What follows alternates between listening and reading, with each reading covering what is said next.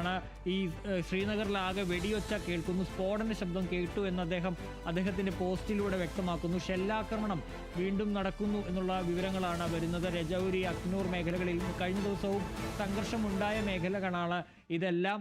ആ മേഖലകളിലൊക്കെ വീണ്ടും അത്തരത്തിൽ ഈ ഷെല്ലാക്രമണവും വെടിയൊച്ചയും കേൾക്കുന്നു. നിയന്ത്രണ രേഖയിൽ പാകിസ്ഥാന്റെ പ്രകോപനം ഉണ്ടാകുന്നു എന്നുള്ളതാണ് ഇപ്പോൾ അറിയാൻ കഴിയുന്ന ഒരു കാര്യമെന്ന് പറയുന്നത്. ഈ രാജ്യാന്തര അതിർത്തിയിലും പാകിസ്ഥാന്റെ പ്രകോപനം ഉണ്ടാകുന്നുണ്ട്.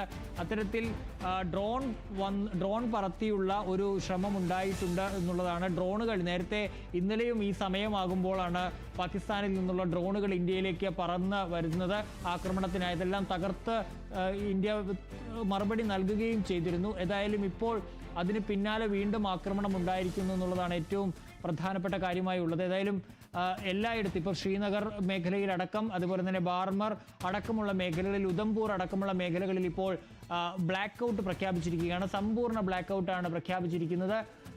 ഏതായാലും ഇക്കാര്യത്തിൽ ഇന്ത്യ കൃത്യമായ തിരിച്ചടി നൽകിയിട്ടുണ്ട്. പല ഭാഗങ്ങളിലാണ് ഈ വെടിനിർത്തൽ കരാർ ലംഘിച്ചിരിക്കുന്നത്. അതുപോലെ തന്നെ ഡ്രോണുകൾ വരുന്നു. പലയിടങ്ങളിൽ ഇപ്പോൾ ഈ ബ്ലാക്ക് ഔട്ട് പ്രഖ്യാപിക്കുന്ന സാഹചര്യം ഉണ്ടായിരിക്കുന്നു.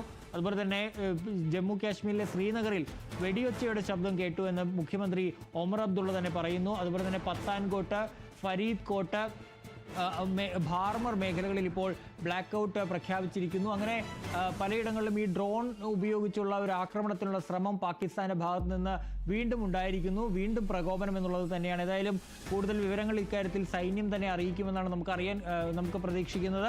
സൈന്യം ഇക്കാര്യത്തിൽ ഒരു സ്ഥിരീകരണം എന്തായാലും സാധാരണ ദിവസങ്ങളിലേതുപോലെ തന്നെ ഉണ്ടാകും. ഏതായാലും പാകിസ്ഥാൻ മുൻകൈയെടുത്ത് നടത്തിയ ഒരു ചർച്ച എന്ന് വിദേശകാര്യ മന്ത്രാലയം പറഞ്ഞ ആ തരത്തിൽ മുമ്പോട്ട് പോയ ഒരു ചർച്ചയിലാണ് ഇപ്പോൾ ഇത്തരത്തിലൊരു തീരുമാനമില്ലാതെ അല്ലെങ്കിൽ പോയിരിക്കുന്നത്. അതുതന്നെയാണ് പല ഭാഗങ്ങളിലും, ജമ്മു കാശ്മീരിലും ഒപ്പം തന്നെ രാജസ്ഥാനിലും എല്ലാം ശ്രീനഗറിലും ഒക്കെ വലിയ രീതിയിൽ പാക് പ്രകോപനം ഉണ്ടായിരിക്കുന്നു. പല അതിർത്തി പ്രദേശങ്ങളിലുമൊക്കെ നിയന്ത്രണ രേഖയിൽ പാക് പ്രകോപനം ഉണ്ടായിരിക്കുന്നു. ഷെല്ലാക്രമണവും അതോടൊപ്പം തന്നെ ഡ്രോണുകളുമെല്ലാം ആ ഒരു മേഖലയിലുണ്ട് എന്നുള്ളതാണ് ഏറ്റവും പ്രധാനമായും അറിയാൻ സാധിക്കുന്നത്. എന്തായാലും ഇനിയുള്ള നീക്കങ്ങൾ കൃത്യമായി അറിയേണ്ടിയിരിക്കുന്നു.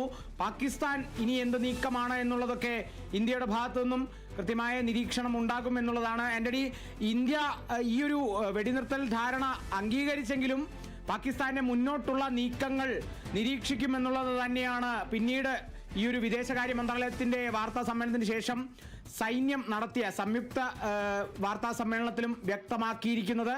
എന്തായാലും ഈ ഒരു നീക്കത്തിനും അല്ലെങ്കിൽ പാകിസ്ഥാന്റെ ഈ ഒരു തെറ്റായ നടപടികൾക്കും കൃത്യമായി തന്നെ മറുപടി നൽകും എന്ന് തന്നെ പ്രതീക്ഷിക്കാം, അല്ലേ? തീർച്ചയായും അല്പസമയം മുമ്പ്, അതായത് ഈ വെടിനിർത്തൽ കരാർ പ്രഖ്യാപിച്ച് കഴിഞ്ഞ 6 മണിയോടുകൂടി വ്യോമസേനയുടെയും നാവികസേനയുടെയും അതുപോലെ തന്നെ കരസേനയുടെയും പ്രതിനിധികൾ, വ്യോമസേന വിംഗ് കമാൻഡർ വ്യോമിക സിംഗ്, അതുപോലെ തന്നെ നാവികസേനയുടെ കമാൻഡർ രഘു ആർ നായർ, കരസേന കേണൽ സോഫിയ ഖുറേഷി എന്നിവർ ഡൽഹിയിൽ മാധ്യമങ്ങളെ കണ്ടിരുന്നു. ആ പത്രസമ്മേളനത്തിൽ അവരൊരു കാര്യം വ്യക്തമാക്കിയിരുന്നു: സൈന്യം പൂർണ്ണ സജ്ജമാണ് എന്നുള്ള കാര്യം. ഇനിയും എന്തെങ്കിലും അടിയന്തര സാഹചര്യം ഉണ്ടായാൽ സൈന്യം പൂർണ്ണ സജ്ജമാണ്, സൈന്യം ഇപ്പോഴും അലേർട്ടിലാണെന്നുള്ള കാര്യം അറിയിച്ചിരുന്നതാണ്. ഏതായാലും അത് തന്നെയാണ് സൈന്യത്തിന് പറയാനുള്ളത്. ഏതായാലും ഇനിയിപ്പോൾ സൈന്യം അടുത്ത നടപടി എന്തായിരിക്കുമെന്നുള്ളതാണ് അറിയേണ്ടത്. ഏതായാലും ഇപ്പോൾ ഉണ്ടായ ആക്രമണത്തിന് ശക്തമായ തിരിച്ചടി ഇപ്പോൾ നിലവിൽ നൽകുകയും ചെയ്തിട്ടുണ്ട്. ഏതായാലും ഇനി ഔദ്യോഗികമായൊരു സ്ഥിരീകരണം ഇക്കാര്യത്തിൽ ഉണ്ടാകേണ്ടതുണ്ട്. സൈന്യത്തിൻ്റെ ഭാഗത്തു നിന്ന് എങ്ങനെയാണ് ഇതിനെ നേരിട്ടതെന്നടക്കമുള്ള കാര്യങ്ങളിൽ വ്യക്തത വരേണ്ടതുണ്ട്. തീർച്ചയായും ആന്റണി, എന്തായാലും സൈന്യം പൂർണ്ണ സജ്ജമാണ്. ഈ നീക്കത്തിനൊക്കെ മറുപടി നൽകും എന്നുള്ളത് തന്നെയാണ് സൈന്യത്തിന്റെ ഭാഗത്തു നിന്നും അല്ലെങ്കിൽ സൈന്യ മേധാവികളടക്കം വാർത്താ സമ്മേളനത്തിൽ പറഞ്ഞിരിക്കുന്നത്. കൃത്യമായി നിരീക്ഷിക്കുന്നുണ്ടായിരുന്നു പാക് സൈന്യത്തെ. ഈ ഒരു നീക്കവും കൃത്യമായി നിരീക്ഷിച്ചിട്ടുണ്ട് രാജ്യം. അതിനനുസരിച്ച് മറുപടി പാകിസ്ഥാന് നൽകിയിരിക്കും എന്നുള്ളതൊക്കെ തന്നെയാണ് ആ ഒരു വാർത്താ സമ്മേളനത്തിലും പരോക്ഷമായി വ്യക്തമാക്കിയത്. എന്നാൽ അതിനി പരോക്ഷമായിരിക്കില്ല, ഇനി പ്രത്യക്ഷമായി പ്രകടിപ്പിക്കാൻ പോവുകയാണ്. പാകിസ്ഥാന് നേരെ കനത്ത പ്രഹരം വർഷിക്കാൻ ഒരുങ്ങുകയാണ്. വെടിനിർത്തൽ ധാരണ ലംഘിച്ച സാഹചര്യത്തിൽ പാകിസ്ഥാനോട് കരുതിയിരുന്നോളൂ എന്നുള്ളൊരു സൂചന കൂടിയാണ് ആ ഒരു വാർത്താ സമ്മേളനത്തിലൂടെ സൈന്യം നൽകിയിരിക്കുന്നത്.